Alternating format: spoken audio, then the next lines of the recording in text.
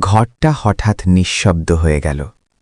মেঝেতে পড়ে থাকা পাজেলের টুকরোটা ধীরে ধীরে নিজে থেকেই নড়তে শুরু করল। আকাশ ভয়ে স্থির হয়ে তাকিয়ে রইল। টুকরোটা সোজা গিয়ে পাজেলের ফাঁকা জায়গায় বসে গেল। পুরো পাজেলটা এখন সম্পূর্ণ। ছবিটার দিকে তাকিয়ে আকাশের নিঃশ্বাস বন্ধ হয়ে গেল। ছায়ামূর্তির মুখটা তার নিজের। হঠাৎ পাজেলের ভেতরের সেই আকাশ মাথা ক্রুইল আর তার দিকে তাকাল।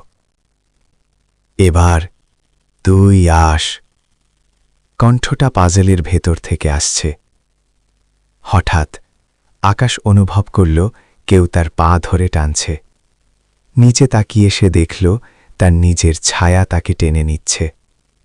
সে চিৎকার করতে লাগল, না! কিন্তু এক মুহূর্তেই সে অদৃশ্য হয়ে গেল। ঘরটা আবার নিঃশব্দ। পাজেলটা মেঝেতে পড়ে আছে। এখন ছবির ভেতরে দাঁড়িয়ে আছে একটা নতুন ছায়ামূর্তি।